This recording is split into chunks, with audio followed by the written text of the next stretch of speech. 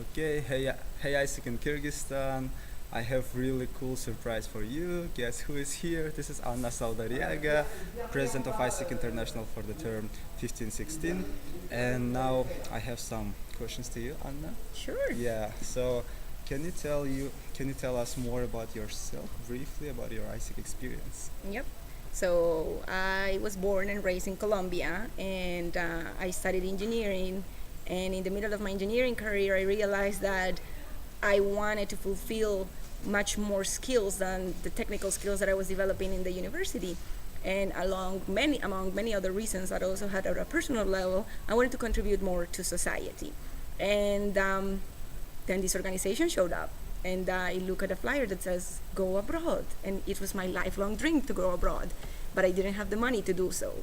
And I was like, and then this organization also stands for Peace and Fulfillment of Humankind's Potential, and that's how I got to see AIESEC for the first time. So I joined as a member in 2009, and then in 2010 I got elected as LCVP Incoming Exchanges.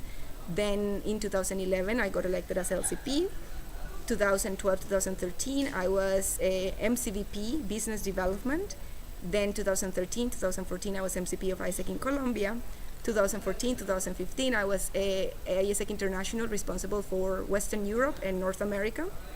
And then in the 15-16 term, I was the President of AIESEC International. And with that, my journey was summarized into very, very intense 7 years of experience, and with lots of learnings along the process.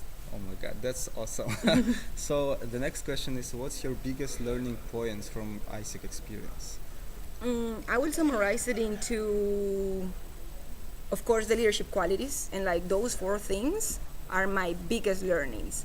But I want to share a little bit more of how was my personal journey into developing those four leadership qualities, that is self-awareness, empowering others, solution-oriented, and global citizenship. And the things that happened in my journey was the ability to take risks. I was always the person in the room that was the optimist, the dreamer, the ambitious, that didn't have any idea on how to get things done, but somehow, very deep inside, knew that it can get done. But I needed the help of people to help me to figure it out how to get that done. So that part of taking risk and trusting my gut served a lot. Then the second thing is how to take care of the people that was working with me and how we can complement each other's strengths and weaknesses. And then thirdly, how to take responsibility. Because in the process, you're gonna make a lot of mistakes. And although people always see the successful part of the story, they don't get to see the sacrifices behind. And this part of taking responsibility was one of the biggest journeys that I had during all these years. Oh my God, that's so inspiring. So next question is, last year you as AI team, you were focusing a lot on transformation the AIESEC globally. So can you tell us why AIESEC needed this transformation? Yes, so I'd say from 2 points of view. The first one is staying true to who we are, regardless of the year that AIESEC International is leading. And the second one, understanding the context of what the organization was needing, particularly for the year 2015, 2016. So with these two things in mind, what is the role that is non-negotiable for AIESEC International, but also understanding what is the unique contribution that AIESEC International can bring in this specific year, we put the word transformation in the center.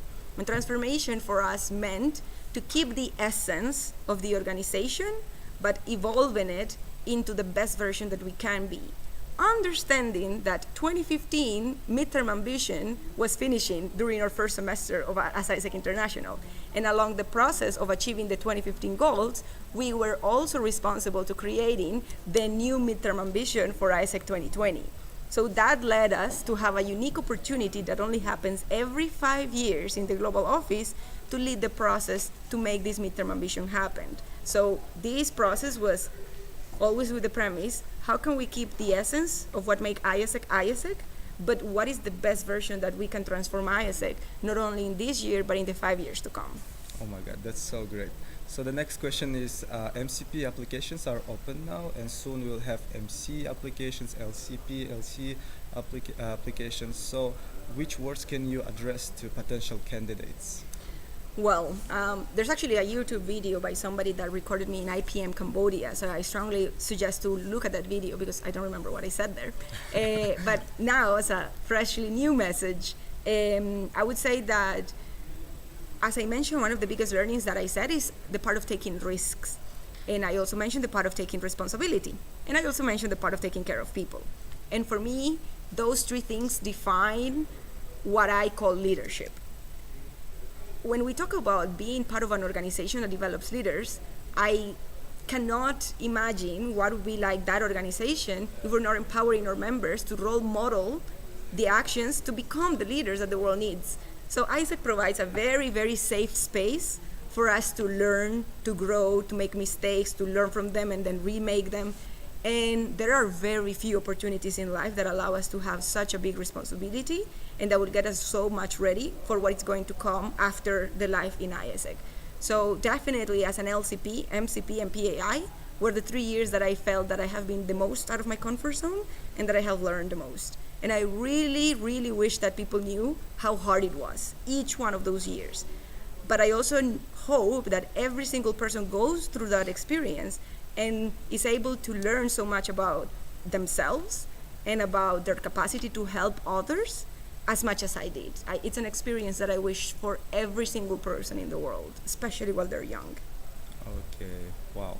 So as a person who did go through all these AIESEC experiences from LC level to PAI level, can you tell me what is your source of motivation?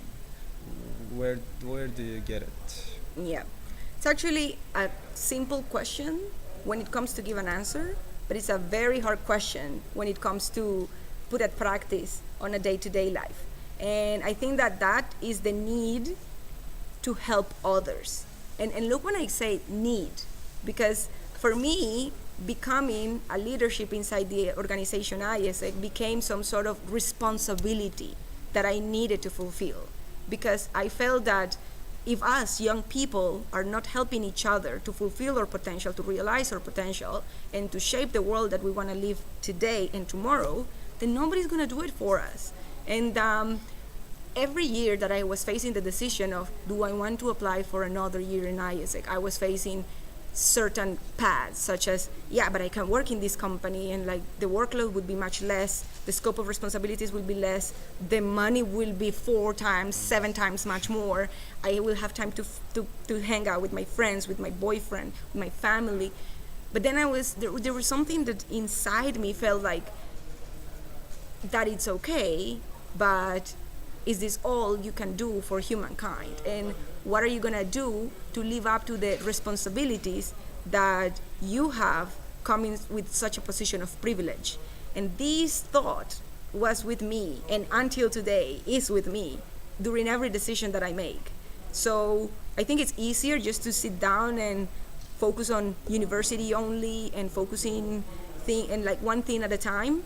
For me, it was just more a matter of like, how much can I stretch my potential and trying to make the best out of it. Like, and I felt that in many things I failed, but in many others, like I managed to succeed.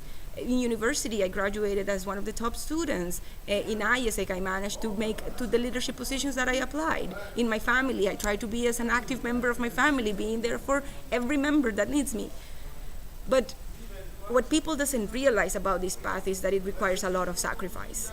And my question for every young person in the world that wants to be driven by this sense of motivation is you need to be very conscious about what you're willing to sacrifice, because it will require sacrifice. And if you're not ready for it, you won't have the motivation to last. Mm-hmm. That's great. And the last question is, what will be your message to AIESEC in Kyrgyzstan, to the members of AIESEC in Kyrgyzstan? The message is compiling all of the things that I just said, and is the more you give to AIESEC, the more AIESEC will give to you. And the key in order to get the best out of what this organization can give to you is not by thinking what AIESEC can do for me, but what I can do for AIESEC. And not thinking how AIESEC can become a better AIESEC, but rather thinking how AIESEC can achieve a better world, specifically for Kyrgyzstan. And what is the role that young people through AIESEC are going to change the country today and tomorrow. Thank you very much, Anna. And the last question out of these questions, of Okay. this list of these questions, is there any life after AIESEC? How it feels? It is, and it's amazing. I think that every ISECer goes through a journey that is very different. Some people just feel like the urgent need just to join the private sector, the public sector, the academic sector. For me, I felt the journey to slow down, because for the past 4 years since I started working full-time for ISEC, I forgot what it was like to have a free weekend. I forgot what it was like to have a habit of reading. I forgot what it was like doing my nails and having my eyebrows done, and like what it was like being in a relationship with someone in the same city. So I neglected a lot of my life priorities for 4 years, and I felt like a need to do that. So after ISEC, I started focusing on those things. I moved back with my boyfriend, and like not back, I moved in for the first time with my boyfriend, and I started putting attention to many parts of my life that were neglected, exercising, reading, and learning, a lot of things. And as I'm finishing this path, because I gave myself like a completely passed off for 6 months, I realized that I couldn't stay just at home and then enjoying life.